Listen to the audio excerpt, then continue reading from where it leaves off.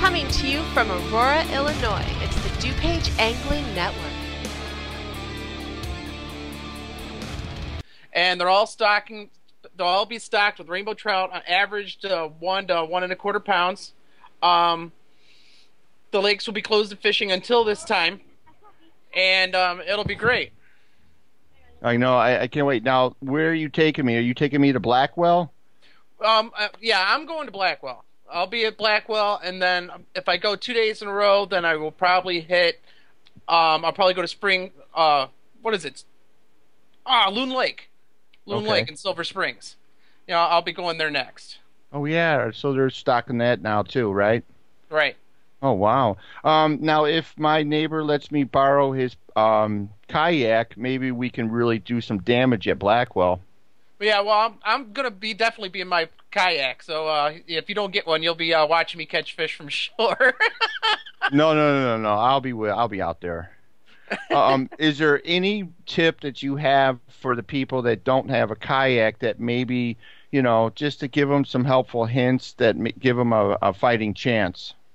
It's the same thing that we talked about on our spring trout show. You need to go first of all, you need a partner. This is a social thing, and there is lots of people there. It is very, very popular, and there's lots of people. You need to get there early. You need to have your license. You need to claim land, and that's why you want to get there early, and you want to have more than one guy. So you can sit there and you can have your own land and not have a bunch of people on top of you. Stay away from the piers. Now, there'll be fish, a lot of fish are caught at the piers, but that's where the craziness is. Last year, there was literally guys stacked on top Oh, of each other. I saw 30, 40 people on one pier. It's insane. Yes, but my old, like I was telling Dieter, remember Dieter? We were talking about fishing near the cement.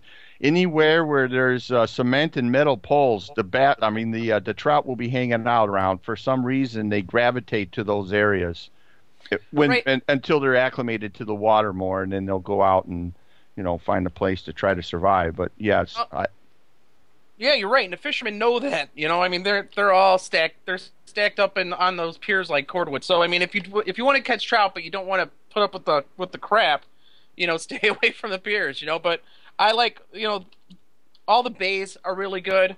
But definitely you bring two rods. You have to bring two rods. Have one with a float rod on it, one with a spinner.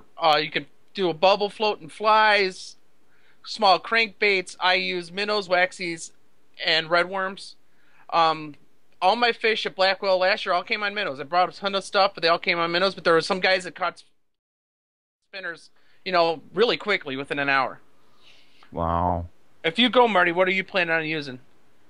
Well, I'm bringing the spinning rod that you gave me. Thank you. And You're then I'm from there. I'm kind of lost. I don't know what I'm going to put on until Pond Boy tells me, "Damn it, put this on."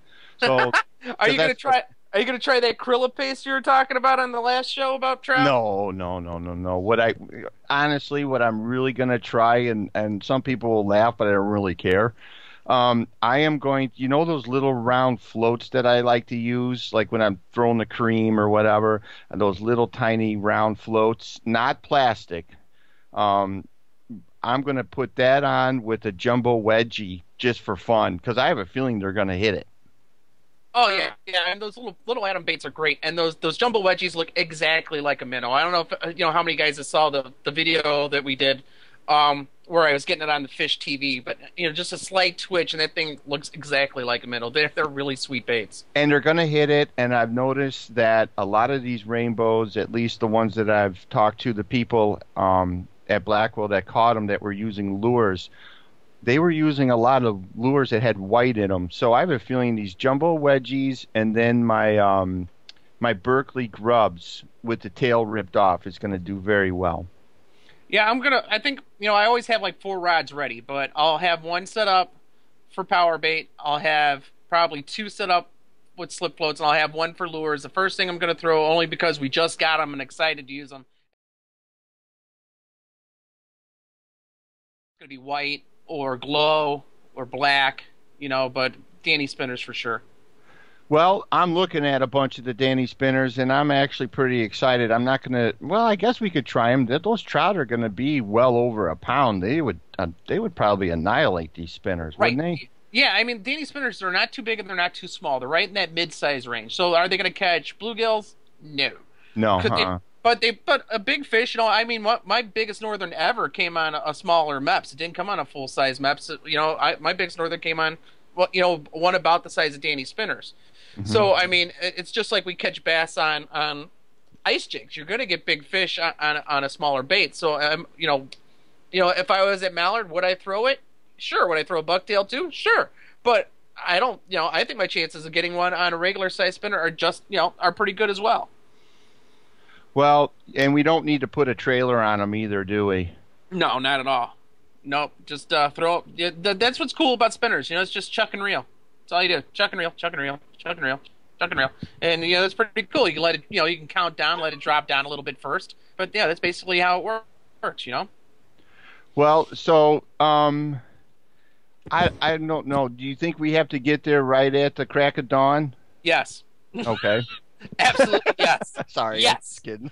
Yeah. No, you get. Yeah. I mean, I got there what I thought was a half hour early. Now I had my kayak, so it wasn't too bad for me. But I got there like I don't know, half hour, 45 minutes. There's 20 cars in front of me. They let guys in like a half hour before they said they were going to, just to get cars off the street. You know. Whoa. Well, But somebody I got a chat from one of the guests right now, and he wanted to know what bait. Now the light bait I bring for trout, I use crappie minnows. I use crappie minnows only. Large fatheads will work too, but I like the small ones because I know the small trout can inhale those things in a second. Right. I also want waxworms. I bring waxworms, spikes, and there's only a couple times I will ever use redworms. I mentioned this in the last trout show, and that's for trout and for yellow bass. Trout love them, So I usually, even when I'm from shore, if I'm from shore, if I have room to cast a lure, I will. If I don't have room to cast a lure, then I'll throw one on the bottom with power bait and one on a float with minnow. And guys are like, how deep do you fish? Well, like we mentioned this before, the trout, it's hit or miss. You're going to have to figure out where they're at. Sometimes they're right on the surface. Sometimes they're halfway down. Sometimes they're 3 or 4 feet off the bottom. So you just have to keep adjusting. Just don't set it at 5 feet and say, oh God, I'm not catching anything. You know what I'm saying, Marty? Right. Hey, speaking of redworms, my experience with rainbows and redworms was on the White River at Gaston's in Arkansas, at the trout. Well, it's basically a trout resort, and they used to put redworms wrapped in little mini marshmallows, Really? and it just tore them up. Really? At the time, they used to use corn, but you can't use corn there anymore because the trout can't digest it, and they actually explode inside with the gas. They don't allow you to use corn, so we use redworms. And then the guide had this bag of marshmallows, little tiny ones, and he was putting it on there. And oh man, I don't know what it is. Know what?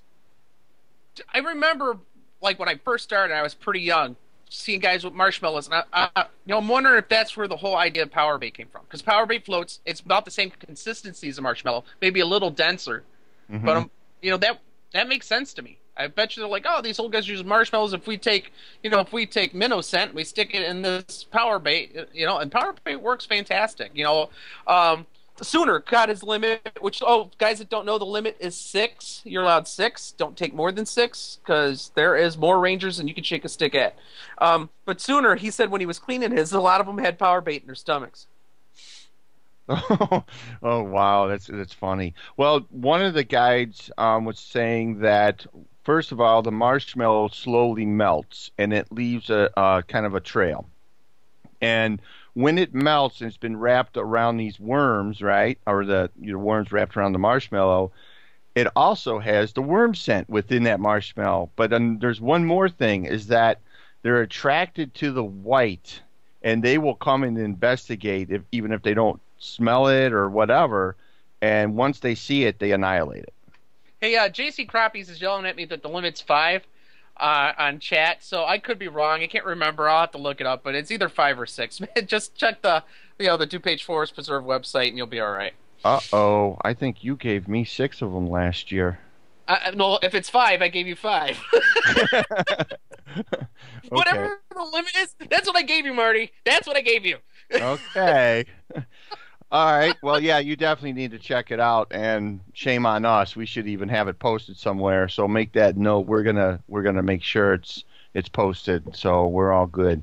Yeah, I did want to cover one. What? If I was wrong, I was sitting there holding up my stringer right on the boat ramp as high as I could for my picture. You know? I'm gonna Oh, find shit, that picture, and I'm gonna send it to the Forest Preserve just to see what happens. Don't do it. I'm just kidding. Hey, somebody just looked it up. It says a daily limit of 5 trout per angler is enforced, so that is definitely what I kept. I kept 5. I kept 5. I'm just teasing. I know you follow the rules. I did wanted to change it just a little bit, is that a lot of people have been asking about the challenges. In case people don't realize that DuPage Angler tries to have onshore challenges, so we can go out to a forest preserve and have what we call a virtual tournament, because the rules say that we can't have a quote tournament at the forest preserve. But if we just have a bunch of people that want to do catch and release, catch, take pictures, and then release, and then have a tournament that way, that's not a problem. But we're DuPage Angler Fluke, one of the pro staff members, is going to organize some challenges. So we're going to be announcing some of the challenge dates and rules and that sort of thing. And yes, you can win prizes and money. In fact, I think Dark Star and Pond Boy kind of won something a few years back. Yeah, we did. Whoop, whoop, we won. Whoop, whoop. I still say you cheated, but that's another story. Oh, bullshit. Bullshit. Okay. But anyway, so that is coming, and we do have a lot of new members that have been asking about it, and we will have, I guess they even want to have a kayak challenge. That's going to be limited, of course, but that will be coming as well. So Dan will probably be heading. Maybe right. It may be a boat and kayak challenge. So this way, the guys that get boats, they can take a couple non-boaters out with them as well. A lot of the guys are starting to get boats and stuff, and it's picking up speed, especially the kayak section. A lot more guys are getting kayaks. It's becoming very popular in our area. Well, they are less expensive than a bass boat. yeah, considerably. And plus, you can just throw it in your car or truck and just go at a moment's notice, and that's what's really cool, And if you go to a lake like Lake Patterson, it is the perfect kayak experience over there at Patterson. And there's some great lakes. There's bass. Mallard, Blackwell, Patterson. I think there's Jericho. There's Wallen. That's just off the top of my head. Loon Lake will let you put in kayaks. So I mean, what it does is, if for me, when I sold my boat when I had some issues with family and I needed money, and I sold my boat. I hadn't been using it, and I should never done it. So if you're going to sell your boat, don't. But what the kayak does for me, it allows me to get back into some of those waters I used to hit with a boat, especially the rivers. So it just is an extension of my fishing, which is fantastic. So if you can't afford a boat, a kayak is a real option, and you should really consider it. It is fantastically fun. Good. I definitely want to pursue that. I'm going to borrow my neighbors and just see if I can, do it without, capsizing, drowning, that sort of thing. Because I need to get out there and practice. that is the downside, the whole capsizing, drowning. Yeah, But yeah. Life vest, you're going to have your life vest on. You can't go trout fishing in a kayak without a life vest. You have to have it on at all times, and it'll be cold. So this year especially is going to be cold. So make sure you guys dress for it. Right. So what else has been going on? Coho are starting to pick up, huh, Marty? Oh no, I've been hearing that. I've been watching people saying I want to go. There was actually a coho tournament not too long ago, downtown by the planetarium. Where was that? It was down by the planetarium. I heard that not much was caught, if anything, and I think a lot of this is due to we're having a cold, a good old-fashioned winter at the end of winter, and it's colder later. from what I've been talking to Danny Spinners. He lives in Indiana, and he's been cleaning up every day this week. But he's, he fishes Indiana, Michigan City, so they should start showing up in the area. You know what I mean? Soon. If there's not some already in the harbors, they should be in, in the next couple weeks. I'm pretty excited. I got my trout stamp. My salmon stamp. I am probably gonna try to get out on Saturday. I'm not sure where I'm going. Might be by the planetarium. Might be one of the harbors. I'm gonna just bring probably some live bait that you can use for coho. You can use crawlers, minnows. Some guys use shrimp, squid, skein, skein is fresh eggs that haven't fallen off of the membrane yet, and they cut them in chunks. They tie a loop knot onto a treble, and they use that. Spawn sacks are all wise choices for bait. I don't know. Do you know trout if a power bait if it works on inland trout? Does it work on cohos? Yeah, I'm not sure. So another thing that you can use is spoons, small spoons, little Cleos, KO wobblers, Swedish pimples, Castmasters. Lots of different crankbaits work. So just bring your crankbaits. I mean, and it gives you a chance because you're on the lake and there's deep water that you can use, big, your deep diving crankbaits. I just bring a whole slew of them. Now, jerk baits. I just saw an in fisherman recently where these guys are just slaying these cohos on jerk baits. There's a couple. They're just doing they're holding the rod down. That's twitch, couple reels. They pause, twitch, couple reel and pause. They're just bam, bam. One after just these beautiful fish.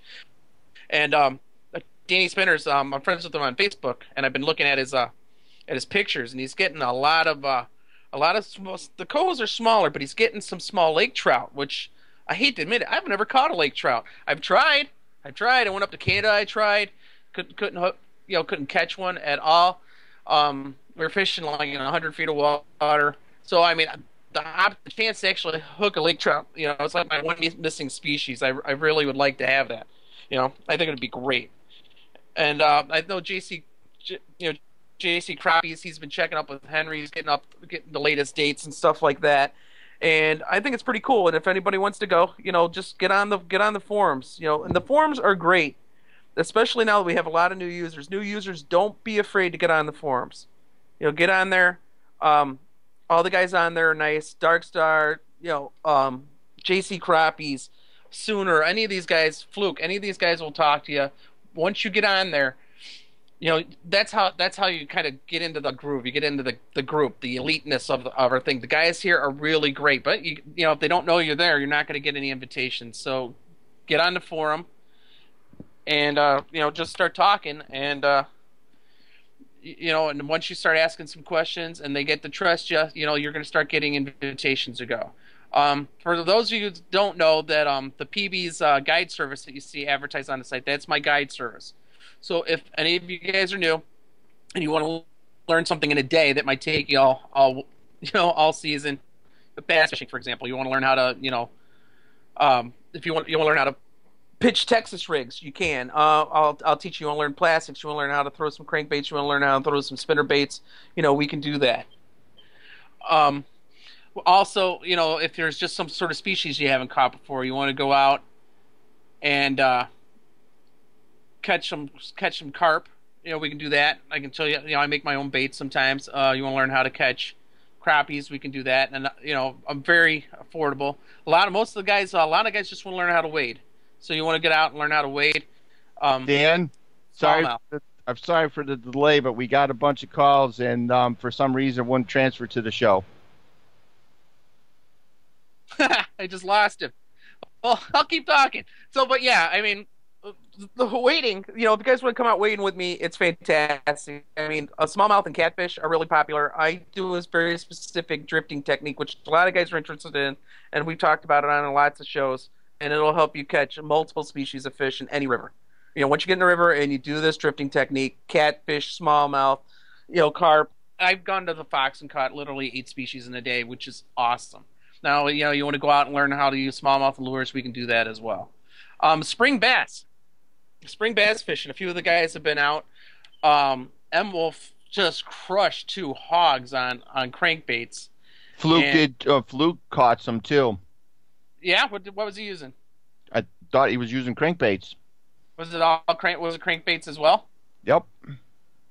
And yeah, and I think Brim went out and he caught some on a Lure Johnson quiver spoon, I think, and Emwolf was using jerk baits, not crankbaits. So it seems like to be a jerk bait, and I think Fluke was using crayfish colored square bill, and it was pretty cool. I mean, this as cold as the water is, and even as long as I've been doing it, I'm still shocked that you get fish as cold as it is. But I mean, look at Emwolf. You know what I mean? He threw that some jerk baits, and he just destroyed 2 huge fish. Fluke went out, and he got a bunch. The way I see it, they still need to eat. Yeah. I mean, we catch them in ice, and it's just counterintuitive. You catch them in ice, so they should bite all year round. Yeah, I just wanted to let people know that they're trying to call. For some reason, it's not transferring to the show, so I apologize, and we'll get it worked out for the next time. But thanks for calling in. I guess you got to thank them, even though they didn't make it on, right? Right. I think that was Roland Martin calling in, and we missed it. I'm sorry, everybody. Roland Martin and Bill Dance. Bill Dance for calling. God, why do people like Bill Dance so much? I'm sure he's a nice guy. No. I got a Bill Dance story. Back at the University of Arkansas in the early 80s, one of the very first times he was on the air with his own show, and he actually read my letter on the air, and I won some prizes, and he is one hell of a dude, and not to mention, he loves to teach people. He is a great teacher, and he can't wait to teach someone how to do something fishing-wise, and that's why people love him. I mean, I believe it. It's just, from watching his shows, he's always like on his own homegrown private lakes. All the time. No, they're Bill Dance approved. Yeah, but who couldn't catch fish there? I mean, come on. He's pushing 70. He's traveled around. He's been catching fish all his life. You know what? Go for it. I mean, at least like Babe Winkleman and Al Linder, they're all over the place, and so where Bill Dance is like on his little boat in that private lake. Well, damn, I could catch him there. Well, that is true. Speaking of Babe, he's on my wall right now next to my salmon, my 24-pound salmon. You got Babe taxidermied on your wall? Babe, no, no, smartass. I have Babe Winkleman. He said, "To Coach Marty, good fishing." We used to fish a little bit back in the old days. He probably wouldn't remember me, but at least we had fun. Dude, where do you come up with this shit? It's amazing. Like when I ask you, what's your favorite trip? And you're like, oh, well, Wisconsin. All of a sudden you throw out Mekong catfish. I'm like, holy crap. And then I'm like, let's do this. You're like, oh, yeah, when me and Babe were together. Well, I don't like to be braggadocious. You know what I mean? When you come to my office, you'll see. That's all. It's a great story, man. You gotta skin that smoke wagon, man. You can't just sit there and bleed. Oh, man. Yeah, but that was something else. But he taught me how to catch salmon. I know we're back to the salmon thing now, but he taught me how to catch them, and I pretty much, I don't know, he's better than me. All right, now if you could fish with any of the kings of fishing for a day, who would it be?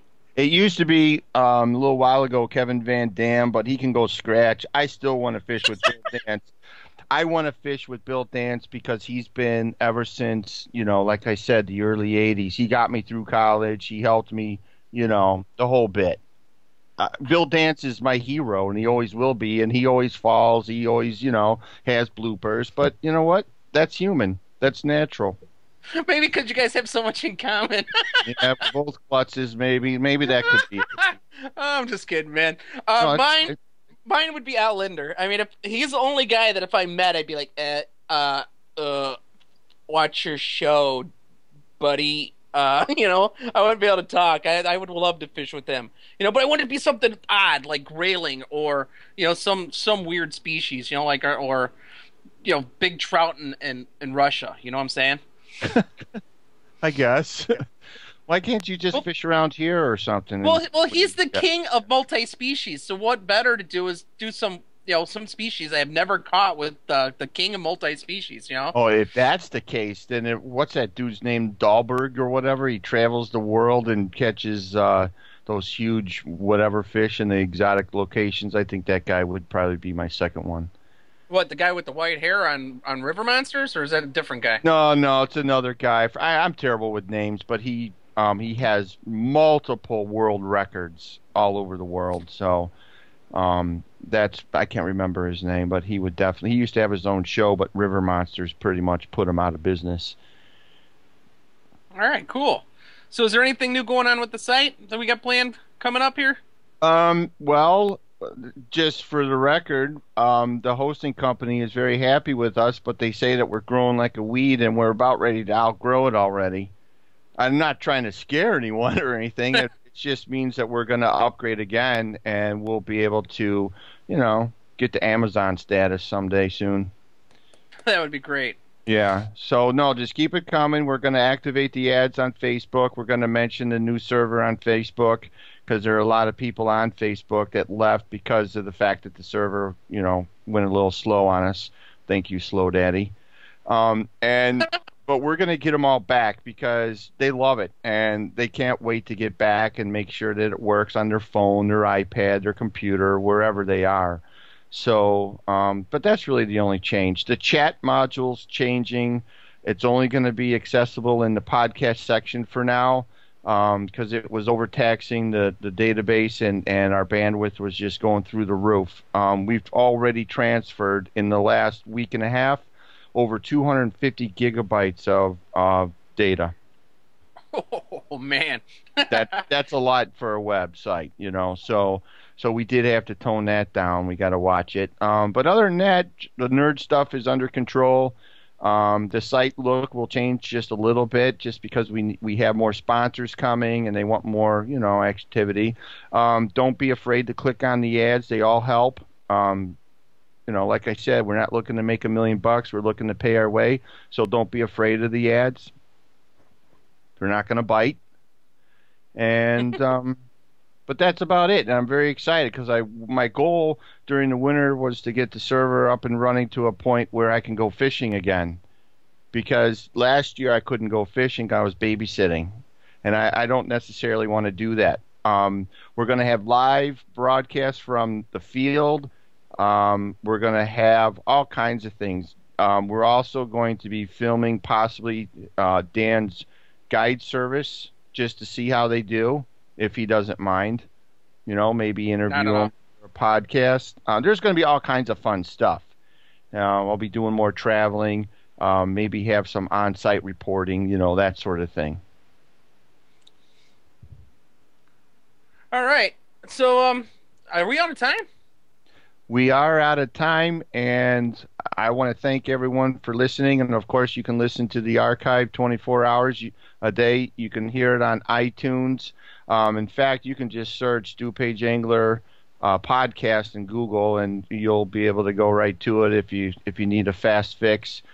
And I can't wait to see you online and on the water. And thanks, everyone. We'll talk to you again. Good night, everybody.